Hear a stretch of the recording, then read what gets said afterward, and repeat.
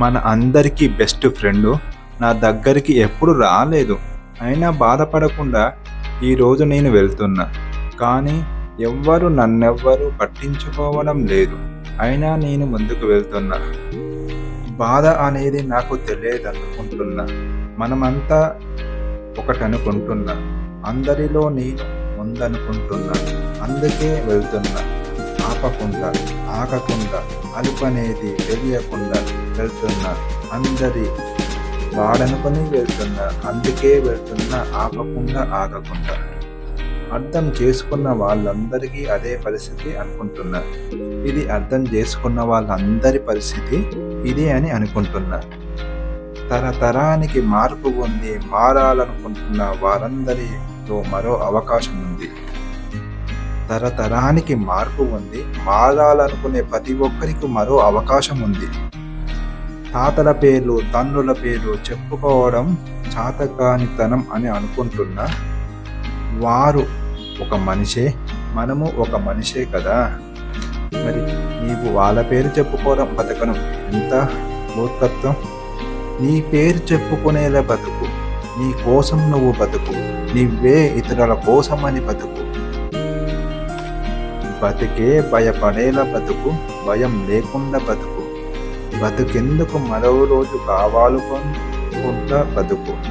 బతికేందుకు మరో రోజు కావాలనుకోకుండా బతుకు. బతుకు మీద ఆశ లేకుండా బతుకు. బతుకేందుకు మాత్రమే బతుకకు. నా ఈ ప్రయాణంలో ఉంటుంది కొందరి జీవితాలు నా ఈ ప్రయాణంలో ఉంటుంది.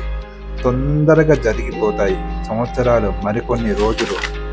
భయానికి భయం కలిగేదే జరుగుతాయి. కొన్ని రోజులు భయంకరంగా జరుగుతాయి వాళ్ళ జీవితాలు. కొన్ని రోజులు సానుభూతిగా జరుగుతాయని వాళ్ళు అనుకుంటున్నారు. అదంతా కూడా భ్రమలు.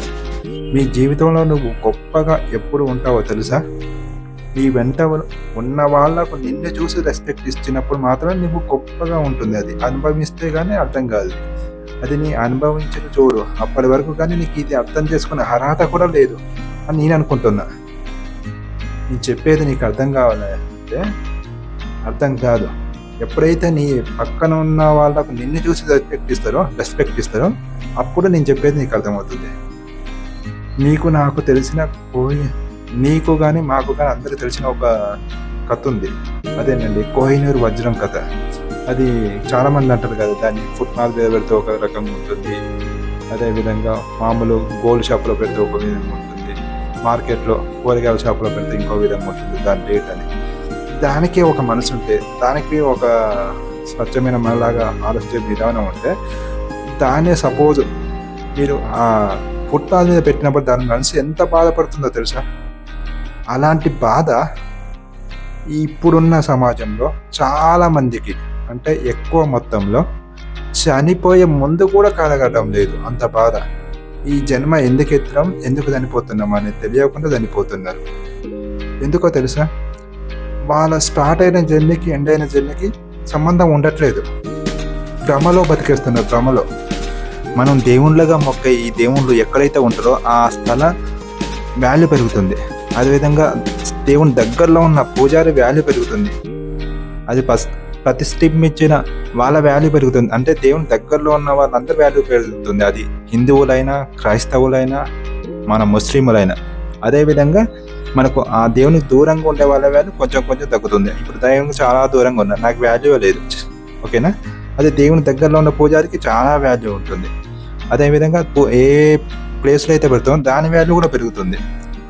అదేవిధంగా మనిషికి వాల్యూ ఎప్పుడు ఉంటుందంటే తనకు తాను కోట్లు సంపాదించినప్పుడు కానీ, తనకు తాను ఉన్నత పదవుల్లో ఉన్నప్పుడు కానీ, తనకు తాను ఉన్నత ఉద్యోగాల్లో ఉన్నప్పుడు కానీ, అది సంపూర్ణ గౌరవం కాదని నా ఒపీనియన్.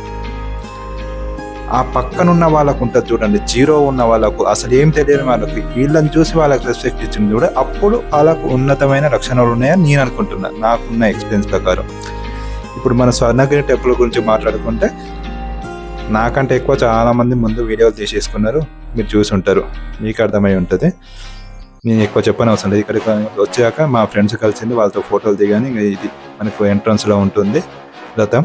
తర్వాత పాదాలు ఉంటాయి. పాదాల దర్శనం చేసుకోవడం కంపల్సరీ. మనం పాదాల దర్శనం చేసుకున్న తర్వాత మనం టెంపుల్ లోపలికి వెళ్ళాలండి. అది మర్చిపోయి మీరు పాదాల దర్శనం మర్చిపోకండి. అందుకే అంత పెద్దగా పెట్టింది ఈ గుడిలో. భక్తులు ఎక్కడ మర్చిపోతారు అనుకొని.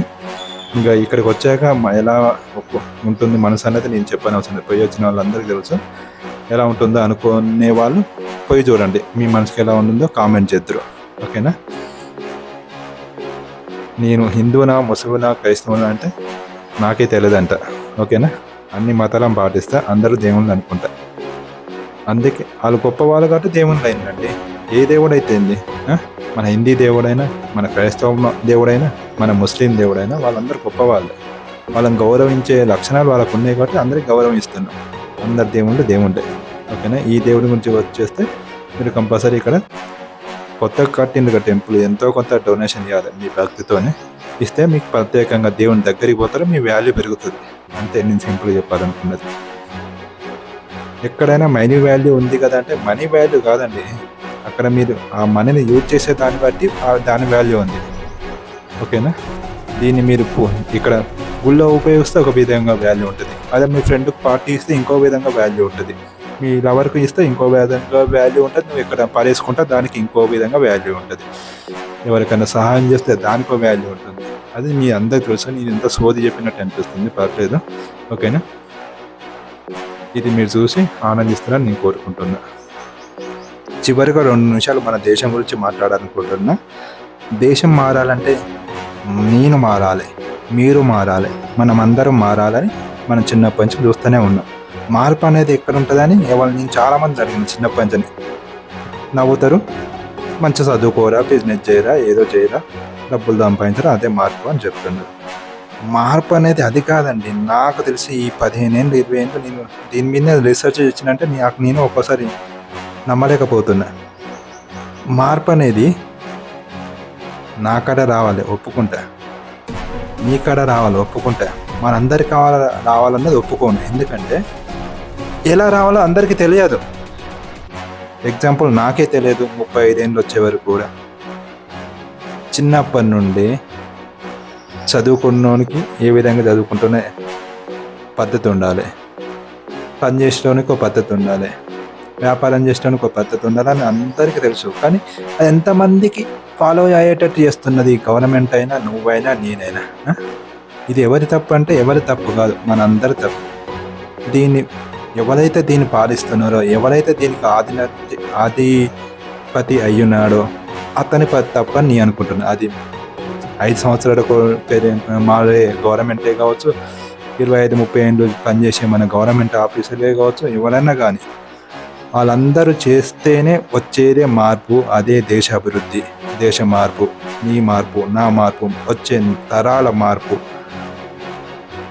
అభివృద్ధి చెందిన భారతదేశ మార్పు అవుతుంది.